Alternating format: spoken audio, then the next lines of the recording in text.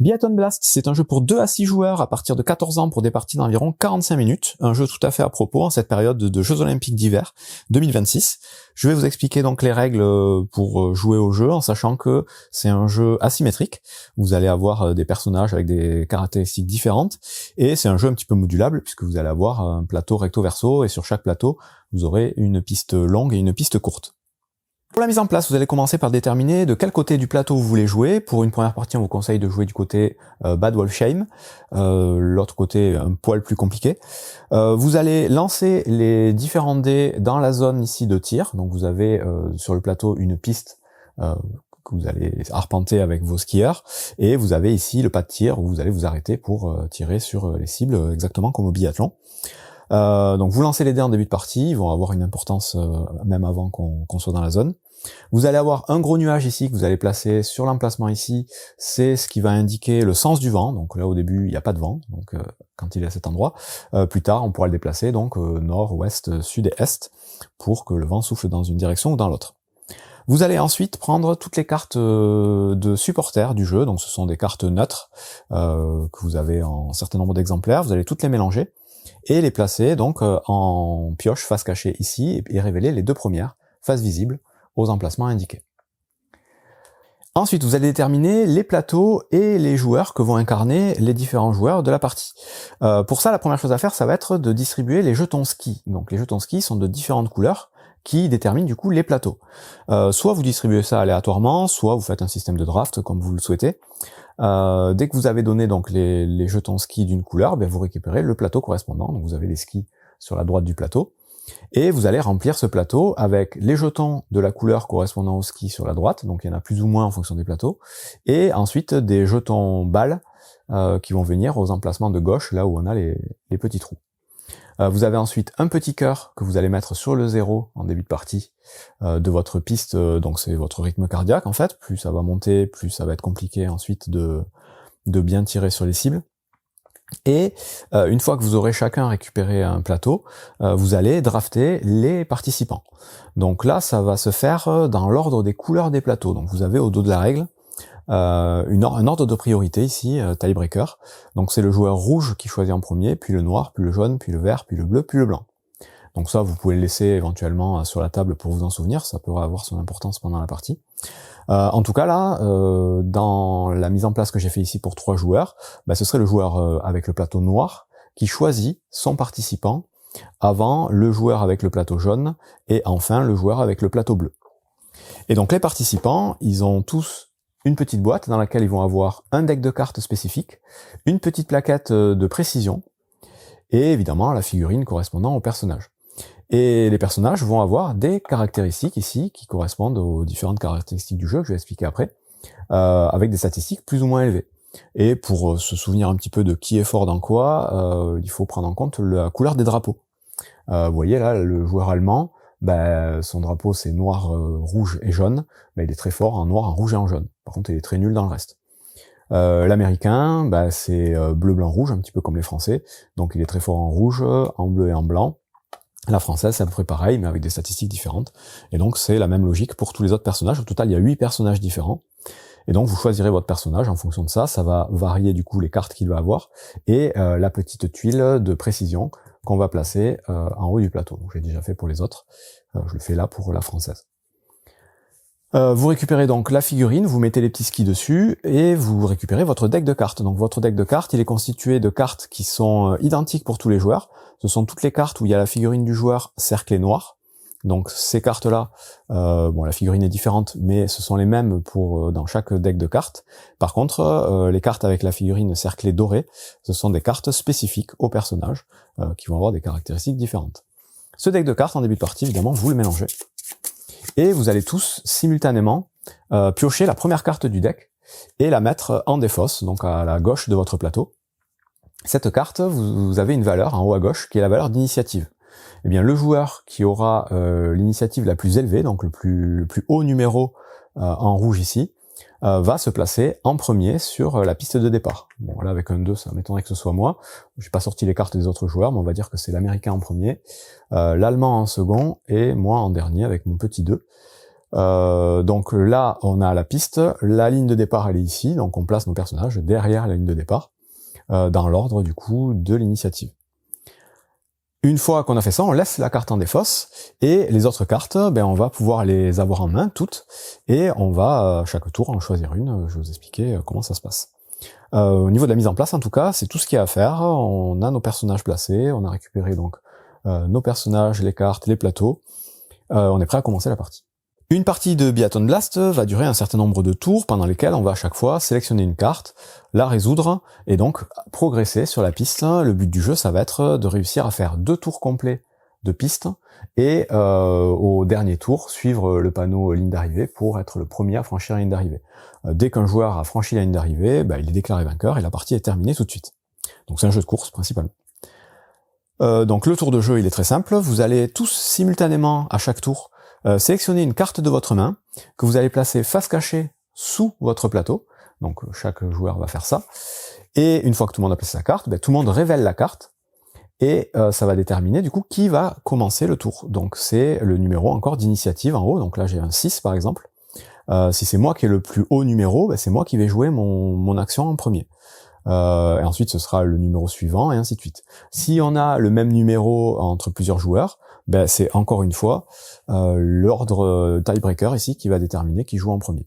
Donc ce serait le rouge puis le noir et ainsi de suite. Une fois que l'initiative est déterminée, le joueur va résoudre sa carte. Donc là, il va avoir la possibilité de résoudre soit la partie haute de la carte, soit la partie basse. Sur chaque carte, il y aura 2 actions possibles différentes. Et ces actions-là, principalement, elles vont nous servir à nous déplacer. Elles vont éventuellement faire augmenter ou diminuer notre rythme cardiaque, et elles vont permettre de temps en temps de changer le sens du vent. Donc, comment ça marche? Là, admettons, moi je suis joueur jaune, donc je suis ici. J'ai sur ma carte, à chaque fois, 3 couleurs qui correspondent aux 3 types de terrain du jeu. On a le noir qui correspond aux montées, on a le jaune qui correspond au plateau, et on a le vert qui correspond aux descentes. Et donc vous voyez que vous avez des zones, là c'est des cases noires, là c'est des cases jaunes, là c'est des cases vertes. Eh bien les numéros qui sont au-dessus de ces couleurs ici vont vous dire sur quelle case vous allez pouvoir avancer. Donc là, typiquement, si je choisis la partie haute de ma carte, je vais pouvoir dépenser 1 point en noir, 3 points en jaune et 1 point en vert, en répartissant ça comme je veux en fonction des cases que je vais traverser. En sachant que le noir peut être utilisé pour le jaune et le vert jaune peut être utilisé pour le jaune et le vert ne peut être utilisé que pour le vert. En gros, plus c'est difficile, plus on peut utiliser la valeur pour les choses plus faciles. Dans la configuration de départ que j'ai ici, je suis sur la 2e case jaune ici, je vais devoir traverser une case jaune, et ensuite ça va être que des cases noires. Donc typiquement, il va plutôt falloir que j'utilise mon action du dessous pour aller un peu plus loin, en sachant que quand on va se déplacer, on peut très bien traverser des cases sur lesquelles il y a d'autres joueurs, mais on ne peut pas s'arrêter dessus, sauf si ce sont des cases avec des petits pointillés où il y a 2 emplacements par case. Donc là, si je prends l'action du bas, je vais pouvoir utiliser donc en valeur jaune la valeur du dé qui est au centre de la table. Quand il y a un petit carré ici, ça veut dire que c'est la valeur du dé de la couleur du carré. Donc là, le dé jaune, il vaut 1, donc j'ai 1 point en jaune. Donc je vais pouvoir avancer sur la première case ici pour avoir mon point jaune, et ensuite j'ai 2 points en noir, donc je vais pouvoir faire 1 sur cette case, et 2 pour me placer à cet endroit-là. Et donc j'ai utilisé toutes mes distances de la carte. Quand on fait ce déplacement, on peut aussi utiliser les jetons qu'on a sur nos skis, correspondant aux couleurs de déplacement. Donc moi, mon personnage, mon plateau, il est spécialisé dans la couleur jaune. Donc j'ai 3 jetons ici. J'aurais pu, si j'avais eu besoin de couleur jaune, dépenser un jeton pour avancer d'une case supplémentaire en jaune. Je peux dépenser directement les 3 pour faire 3 cases de plus en jaune. Donc c'est des sortes de jokers. Par contre, une fois qu'ils sont utilisés, ils reviennent pas. Donc c'est des jetons à utiliser vraiment au meilleur moment.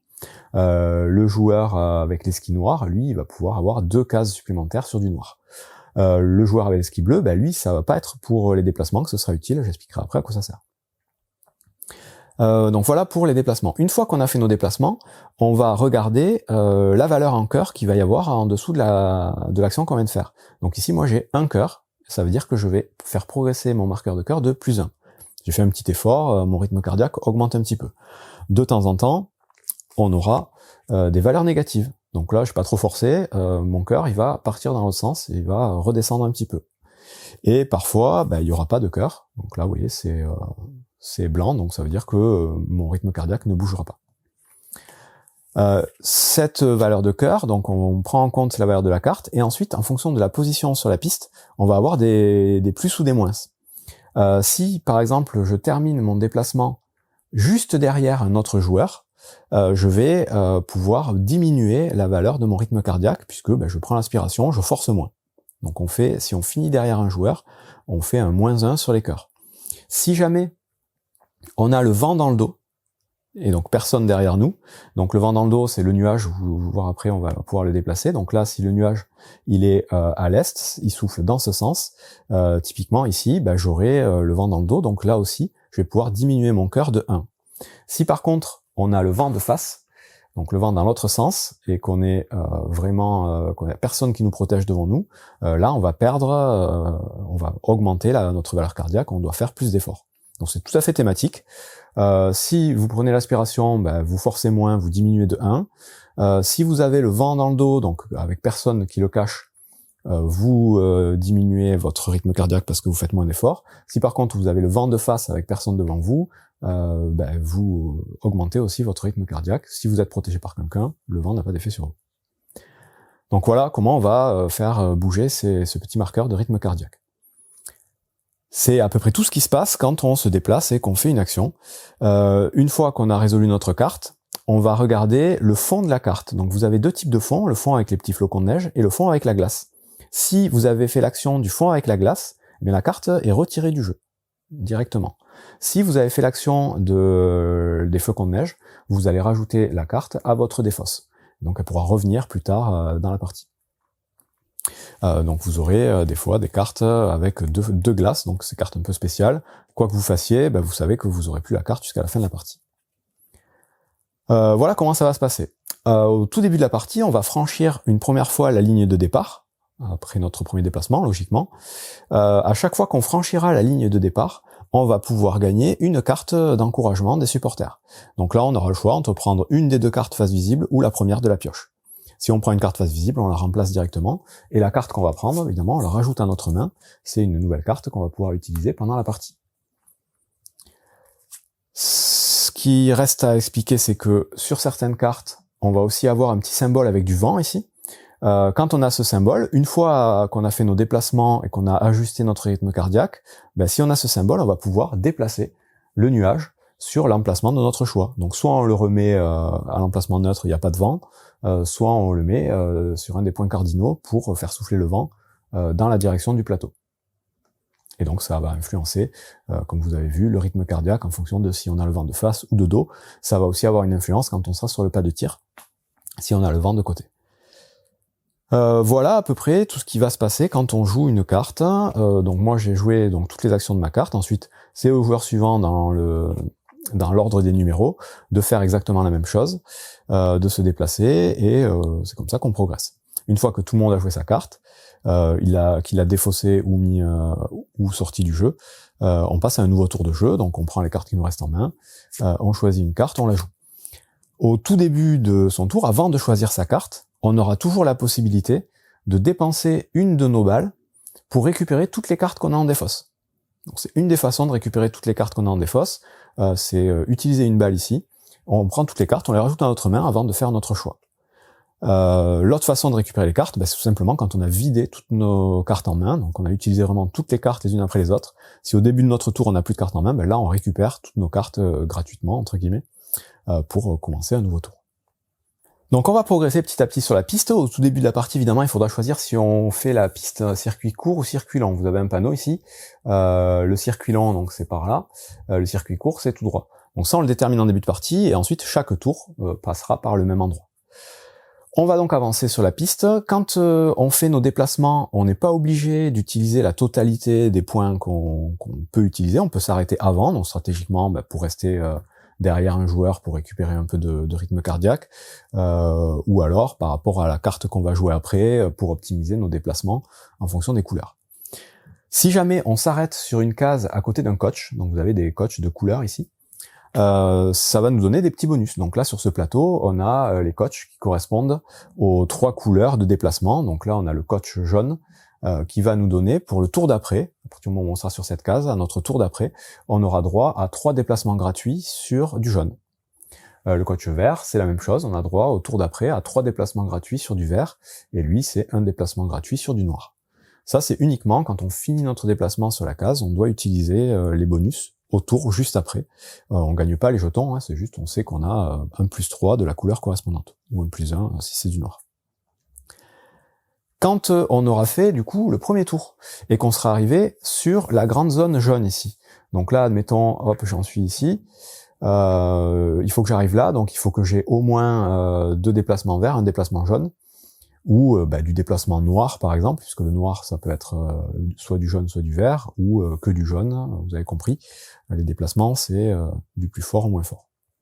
Et bien là je serai obligé de m'arrêter, même si j'ai encore des points jaunes à dépenser pour avancer plus loin, ils seront perdus, je serai obligé de m'arrêter, je m'arrêterai donc sur un des numéros, a priori le premier numéro disponible. De l'autre côté, il y aura une importance parce qu'il y a un numéro particulier. Et à mon tour d'après, donc là mon tour est terminé, je finis de résoudre ma carte, hein, j'ajuste mon rythme cardiaque, je peux changer le sens du vent et tout ça. Et à mon tour d'après, là je vais avoir 2 possibilités, donc je serai obligé de jouer une carte aussi, face cachée comme tout le monde, pour déterminer l'initiative. Et donc je jouerai au moment où ce sera mon tour d'initiative. Et là, tout le reste de la carte il sera ignoré. On n'utilise pas la carte ici. On va avoir la possibilité entre les 2 actions qui sont imprimées sur le plateau. La première possibilité, c'est de faire baisser son rythme cardiaque. Donc là, vous ferez cette action, vous ferez -2 sur votre rythme cardiaque, et c'est tout ce que vous ferez à votre tour. Donc en gros, vous temporisez, vous reprenez votre souffle, et vous faites rien de plus. Et ensuite, c'est au joueur suivant, et quand ça reviendra à votre tour, vous aurez le choix donc de refaire encore soit l'action du haut, soit l'action du bas. Si vous choisissez l'action du bas, c'est l'action de tir. L'action de tir, c'est simple, vous allez prendre tous les dés, c'est à ce moment-là que les valeurs de dés vont pouvoir changer. Vous allez les lancer, hop, et vous allez devoir essayer de faire un maximum de touches. Au maximum, il faudra faire 5 touches. C'est idéal.